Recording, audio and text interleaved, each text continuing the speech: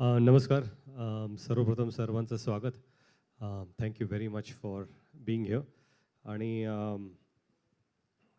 20 वर्ष झाले हा प्रवास 3 जानेवारी 2003ला सुरू झाला होता. आणि आमचं सुदैव आणि नशीब की 20 वर्षानंतर 3 जानेवारी 2023ला अजूनही थिएटरमध्ये आजही चालू आहे. तर हा प्रवास, ही जर्नी तुमच्यावर शेअर करायसाठी आम्ही आलोय. You want to say something जीन्स? Yeah, no, I just thank everyone for being here 20 years ago and 20 years later, we're all together. So thank you very much.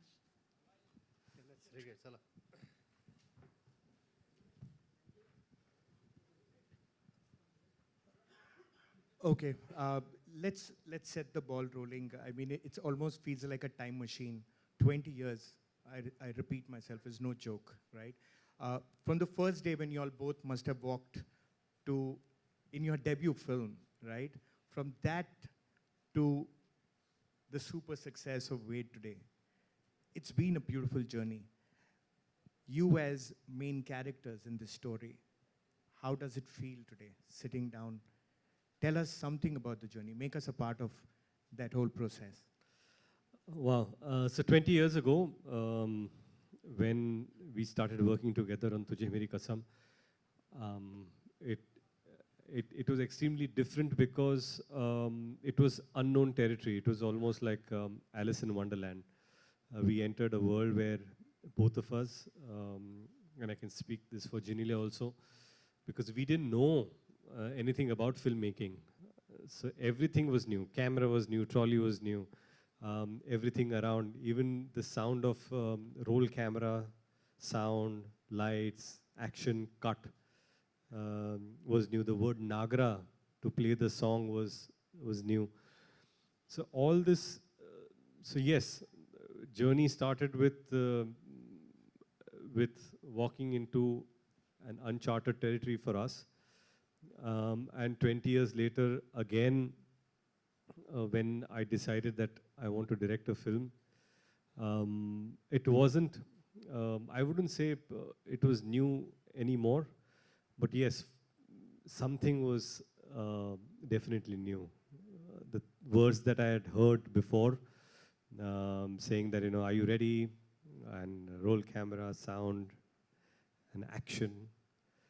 I was listening to them, but this time I was saying them, so that was new. Yeah, I think when we started off, we were newcomers. And today we've come to a point where I feel like a newcomer again because it's my first Marathi film and Ritesh's first directorial debut.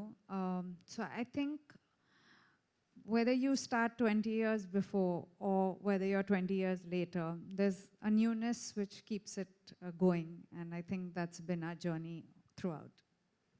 That's really great. आणि मला असं वाटतं आता तुम्ही जसं म्हणालात की आता न्यूकमर म्हणून तुम्ही आला होता खूप वर्षांपूर्वी, आणि मला असं वाटतं की जो पहिला दिवस होता तुमचा तुझे मेरी कसम मधला, त्याच्यात म्हणजे तेव्हा जी फिलिंग होती आणि आता वेडचा पहिला दिवस जेव्हा होता शूटिंगचा किंवा काही, तेव्हा तुम्ही न्यूकमर पण एक वेगळ्या पद्धतीने न्यूकमर होतात. म्हणजे ॲज अ डिरेक्टर तुम्ही एक न्यूकमर होतात आणि तुम्ही ॲज मराठीत तुमचं पदार्पण होतं.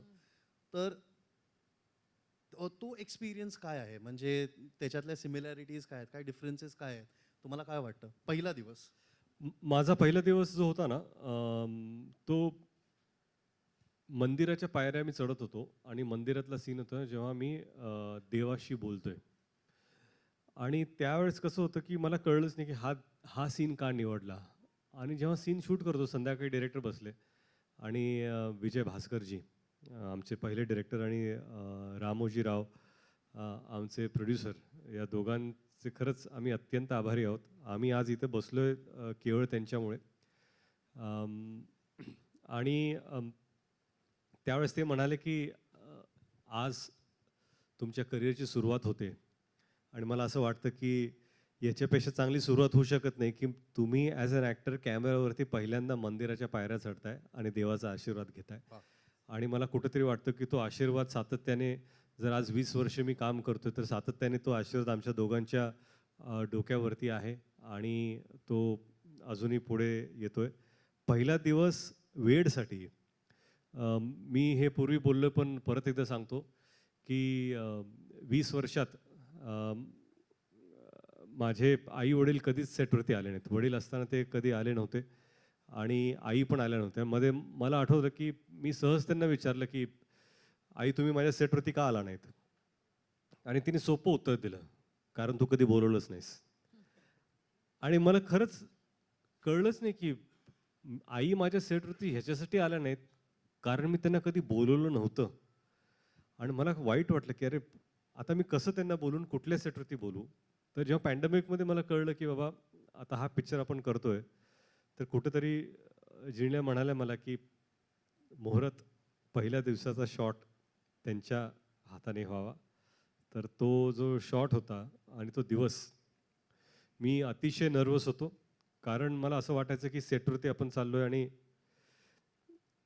आणि लोग जज करना. बहुत बार ऐसा होता है ना कि आप लोग पहली बार कुछ करने जा रहे हो फिर ऐसे लगता है कि सब लोग आप ही को देख रहे हैं, आप जो करने वाले हो उसको गौर से देखेंगे. तो मुझे ऐसा बहुत बार लगा कि मैं सेट पे जाऊंगा तो लोग मुझे देखने वाले और शायद जज भी कर रहे होंगे. और लेकिन वो दिन खास इसलिए था क्योंकि पहली बार मेरी माँ सेट पर आई थी और मुहूर्त शॉट उन्होंने दिया था. फिर उसी शॉट में मैं और जिनीलिया बेंच पर बैठे थे और अजय अतुल भाऊ का गाना चल रहा था सुख कळले, जो मेरे इस फिल्म का सबसे फेवरेट गाना है. वो दिन जिनीलिया की माँ का बर्थडे था 7 दिसंबर और उस दिन पर एक्शन मेरे बड़े बेटे रियान ने बोला और कट छोटे बेटे राहिल ने बोला. तो ये एक बहुत ही अनोखा फैमिली मोमेंट था. तो ये डायरेक्टोरियल जर्नी जो शुरू हुई थी ये मेरे लिए बहुत बहुत स्पेशल थी. Yeah, Genelia. The first. Do you remember the first? The first day. Yeah. For me, माझं फर्स्ट टाइम मराठी फिल्म्समध्ये होतं. तो for me I think my first ever interaction with doing a Marathi film. आणि मी खूप एक्सायटेड होतं की I have to do this industry to the best of my ability. So I was extremely excited to come back to screen. म्हणजे 10 वर्षाचा नंतर I was coming back to screen. And for me there was nervousness, there was excitement. आणि जे श्रावणीचा character होता, I don't think I knew it as well till the first shot was taken. म्हणजे when Ritesh just told me how he wanted me to look and how he wanted that expression, I think that's the day I fell in love with Shravani as a character, and that's the day I wanted to be fully involved in it again. Oh, that reminds me, actually, I should share this with everyone. Do you remember the first day of shooting and it was in Chembur and you decided to surprise Ritesh with the camera and that small little chit that you wrote for him and to tell him that, you know what, it's a decision well made and this is something that you should have gone to. You want to tell us about the camera that you got for him? Yeah, so I actually got him a director's lens as the first gift on the day of shoot. Because he was a new director and I thought nothing better than, the director's lens. So that was the first gift I gave him. But more than anything, I think I wrote a letter and the kids wrote a letter to him as well. We are people who believe in letters. We've always been writing letters for the last 20 years. So I think those things just stay very special. And I guess that's the reason you have been growing stronger and stronger all these years, because you guys have that thing between you both. Thank And you, that is Shwan. really sweet and we all admire it. मला बघ एक गोष्ट share करायची आहे की सगळ्यांनाच माहिती आहे की आता वेड सगळ्यांनाच वेड लावतंय.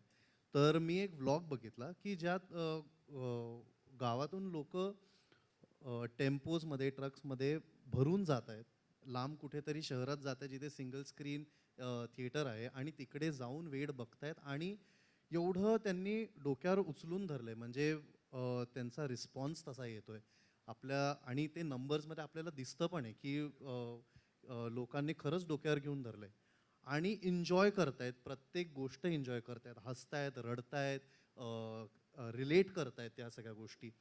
तर मला विचारायचं आहे की तुम्ही एक्सपेक्ट केलं होतं कुठे? बिकॉज जेव्हा बनवताना म्हणजे मी जर असतो तर मी ऑब्व्हियसली कुठेतरी असतं की चल मी फिल्म बनवते, मला माहिती आहे लोक येणारच आणि लोक हा प्रतिसाद देणारच. Were you expecting that? Did you have that thing in your head? But before you take that question, let me extend it a little bit. I mean, taking a decision like this after being an actor first, and then when you take a decision, I mean, decisions are taken by so many people. But then when it gets a stamp of approval like this, the numbers that we have today, and I was just told right now that as a debut, a Marathi film debut, you're the first one who scores the numbers. 13 crores is no mean number. It's huge. So how does it feel? Does it feel like relief, and does it feel like, oh God, I did it? No, actually, numbers are something that That I'm interested in. Yeah, the producer is The interested. producer has a relief. no, numbers are immaterial because what matters is how people are responding to the film. First of all, I just feel that when you decide to make a film, you think which is that story that you want to tell or show people that will excite them to come to the theaters and watch. आणि मी जेव्हा विचार करत होतो की मला, and the most difficult thing about being a director is to decide that you want to be a director.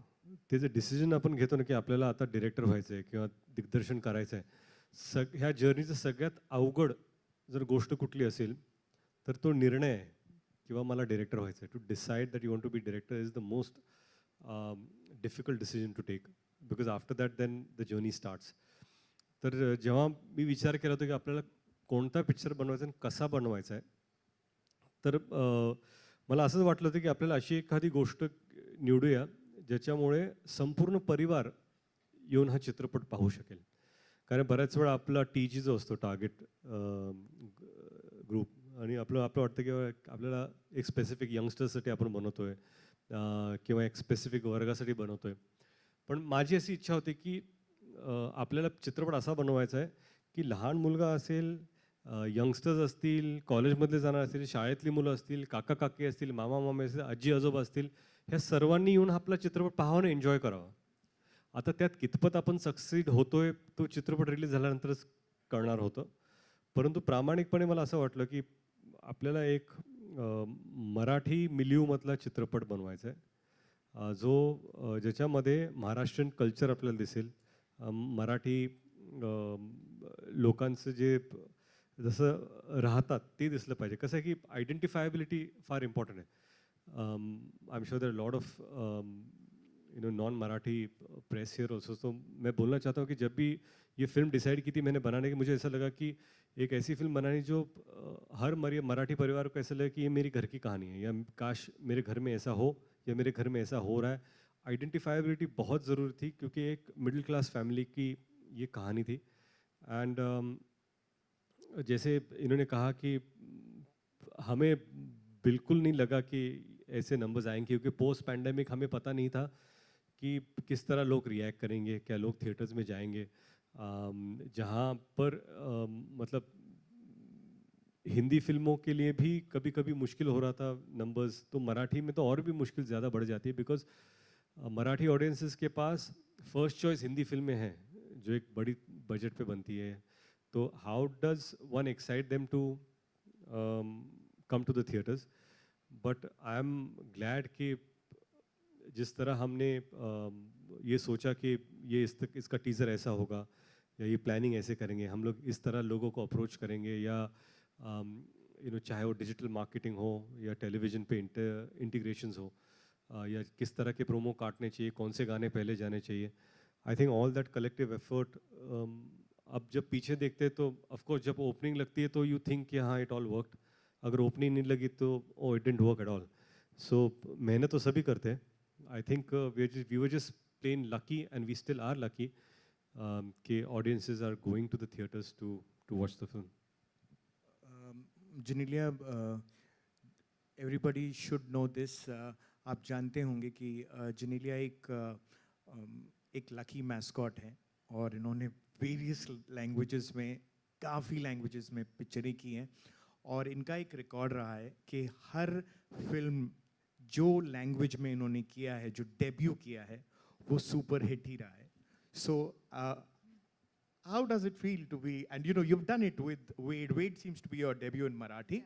And then you have this impeccable record from Boys onwards to now. How does it feel? Was it stressful? Did it play on your mind even for a bit that, okay, here's yet another debut in yet another language? तो linguist निकली है. Yeah. No, I think what was playing on my mind is कि after 10 years, will I be able to, you know, act first of all? Will I be able to be back to the camera first of all? So that kind of haunted me here and there. And but having said that, I don't look for results. I just look for the journey. मला जे journey म्हणजे जे journey आपण you know we go on, ते मला खूपच महत्त्वाचं वाटते की it's important to be most happy on that journey, and I feel that's for me the biggest thing. But yes, having something highly acclaimed and having something that's you know touched a lot of people's heart makes you feel special. It is the sixth industry. Marathi is my sixth industry, and it's my debut in Marathi. And I'm extremely happy that the film is doing well. So it doesn't break my record of anything. It just helps it grow. Yeah. Six industries. That's. I would have never been able to do this. It's just to constantly work and be relevant in 6 different languages over the last 20 years is something that is, it's amazing. I think as a co-actor, not because I am her husband and we are partners, so I have to be proud, but I think it's a super achievement. It's just not doing films in 6 different languages. It's about connecting with people in the language of that state where people think that this personality is mine, and that is, and as a director I'll tell you, that is a sheer quality of an actor and screen presence that she has on screen, that Thank you you. connect. Correct. I've never told this to her, but yeah, Thank you. because I've Wow. never spoken to her as a director. Yeah, really talking. Okay, Ritesh, as a director, मुझे एक सवाल पूछना था कि आप वो lens के पीछे जो आप एक्शन कह रहे हो, जेनेलिया एक्टिंग कर रही है, वो प्रोड्यूसर भी है जो आपको भूलना नहीं चाहिए, और वो एक्ट्रेस भी हैं. तो वो आपने एक्शन कहा और उन्होंने कुछ कमाल कर दिया. वो तो करती है. वेड में आप अगर देखेंगे तो आपको नज़र आएगा. आपको नज़र आ ही गया होगा क्योंकि आप डायरेक्टर हो. लेकिन एज एन एक्टर वो जो इनसिक्योरिटी होती है कि अरे बाप रे, नेक्स्ट शॉट में तो इसके सामने मुझे ही खड़ा होना है, ये मुझे खा जाएगी, अब क्या करूँ मैं. ये वाला चक्कर आपने कैसे संभाल लिया? वो बड़ा इंपॉर्टेंट है, बिकॉज ये हस्बैंड वाइफ की जो एक केमिस्ट्री है वो एक साइड, एक्टर और एक्ट्रेस फ्रेम में क्या करने वाले हैं, ये तो कोई अलग ही गेम है. नहीं, ये अक्सर होता था कि जब जेनेलिया क्या है ना कि एक बहुत ही स्ट्रॉन्ग परफॉर्मर है, और जब वो परफॉर्म करती है, एंड मैंने पहले भी कहा कि I am a big fan of her craft as an actor. So एक तो सीन्स ऐसे लिखे थे कि they were backed strongly for Shravani's character, और फिर मुझे खड़े रह के रिएक्ट करना था. बहुत बार कम डायलॉग्स भी थे और डायलॉग्स भी थे, और लेकिन क्या था कि जब मैं देखता था कि उन्होंने सीन कर दिया तो मुझे लगता था कि यार इसने तो अभी खा लिया. अभी एज एन एक्टर जो आप सही कहते हो कि अरे मैं भी ऐसे क्या कहूँ जो ऐसे एटलीस्ट टक्कर का लगना चाहिए, पर मेरे अंदर का डायरेक्टर बोलता था कि अभी ज़्यादा करोगे तो सीन बर्बाद हो जाएगा, सीन को बचाओ, scene is more important and don't try to do. उतना सीन नहीं है. नाही, इट्स, आणि कसं आहे की खरंच सांगतो मी तुम्हाला की आणि मी मुद्दामून हे मराठी आणि हिंदीमध्ये दोन्हीमध्ये सांगतोय, कारण आपले काही इथे बंधू आहेत, भगिनी आहेत ज्या मराठीमधून आले आणि काही हिंदीमधून. तर मी दोघांसाठी सांगतोय की जेव्हा आपण एखाद्या चांगल्या कलाकारावर काम करतो, आणि ह्या चित्रपटाचं सौभाग्य असं आहे की जे कलाकार ह्या चित्रपटामध्ये त्यांनी काम केले ते खरंच सगळेच उत्तम कलाकार आहेत आणि शुभंकर पण इथं आहेत. पण जिनिल्यामध्ये कसं होतं की मी त्यांना ऑब्व्हियसली 20 वर्षांपासून ओळखतो, त्यांच्यावर मी ह्यापूर्वी पण काम केलेलं आहे. पण कधीतरी वाटतं की बाबा, आणि ज्या ज्या पिक्चरमध्ये काम केले त्या त्या पिक्चरमध्ये त्यांनी मला खाल्लंय. तुझे मेरी कसममध्ये असेल, तेरे नाल लव हो गयामध्ये तसं असेल, नाही. आणि हे दोन्ही रिव्ह्यूज जर तुम्ही वाचले तुम्हाला वाटेल की जिनिल्यांचा रोल हा तगडा होता आणि त्यांनी माझ्याकडे चांगलं काम केलं. आता मॉडेस्ट रहते. हा हे माझं चालू आहे सध्या. आणि ह्यावेळेस मला वाटलं की आता मराठीमध्ये आले ना, आता मी दाखवतो असा विचार करून मी आलो होतो की ही आता माझ्या जमेची बाजू आहे. अब मैं दिखाता हूँ, क्योंकि अब मराठी में है, मराठीमध्ये मी बघतो. पण आता काय बघतो. आणि त्यांनी जेव्हा काम केलं मला वाटलं इथं पण हेच तोच हाल आहे जो पूर्वी होता. तसं नाही यार रितेश, प्लीज मला एम्बॅरेस नाही करायचं. नाही नाही नाही नाही, मी ॲज अ डिरेक्टर सांगतो, कौतुक करायचं म्हणून नाही. पण काय असतं की एखादा चांगला कलाकार जेव्हा तुमच्यासमोर काम करतो तेव्हा तुम्हाला कुठेतरी वाटतं की, आणि ग्रोथ प्रोग्रेस, मला असं वाटतं की एक सेन्स ऑफ मॅच्युरिटी 10 वर्षांत त्यांनी जरी काम केलं तरी ह्या कॅरेक्टरमध्ये जी श्रावणीचं कॅरेक्टर आहे ते ॲक्च्युली अतिशय मॅच्युअर कॅरेक्टर आहे. यापूर्वी त्यांनी म्हणजे तेरे नाल लव हो गया किंवा तुझे मेरी कसम त्याच्यासारखं कॅरेक्टर नाही आहे, किंवा इतर चित्रपटात त्यांनी जे कॅरेक्टर्स केलेले जे लोकांना ह्यापूर्वी बऱ्याच भाषेत भावले पण असतील तसं कॅरेक्टर नहीं है. ये किरदार बहुत अलग था जो पहले किरदारों से था, और इसलिए मुझे लगा कि इसमें जो मैच्योरिटी थी वो एज एन एक्टर देखकर I was extremely impressed and excited to work with. आणि हे टेन्शन म्हणजे असंच टेन्शन आम्हाला पण यायचं की मॅमने एवढं खाऊन टाकलंय सीन, आता आपल्याला काहीतरी करावं लागणार आहे. पण हे तर झालेलं एक ॲज अन ॲक्टर तुमचा रोल. पण सगळ्यात मोठी भूमिका तुम्ही साकारलीत वेडमध्ये, ती म्हणजे प्रोड्युसरची.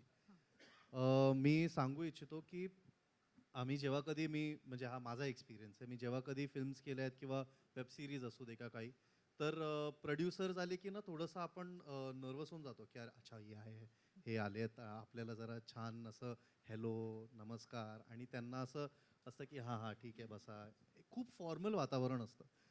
पण मी ज्या दिवशी पहिल्यांदा जो फर्स्ट डे होता, आपण चेंबूरचं बोलतोय, फर्स्ट डे होता, तर ना एक एक हँड रिटन नोट मिळाली होती मला, की ज्यात सांगितलं होतं की वेलकम ऑन बोर्ड, आणि आपण एकत्र मिळून एक फॅमिलीसारखं एक फिल्म बनवूया आणि खूप प्रेमाने बनवूया, आणि all the best, let's do it. आणि ती नोट अजूनही माझ्या घरी आहे, माझ्या डेस्कवरती आहे. कारण की ह्या छोट्या छोट्या गोष्टी असतात आणि ह्या छोट्या छोट्या जेस्चर्स असतात ज्याच्यामुळे आपल्याला ना खूप आपलंसं वाटतं, एखादा प्रोजेक्ट आपलासा वाटतो. आणि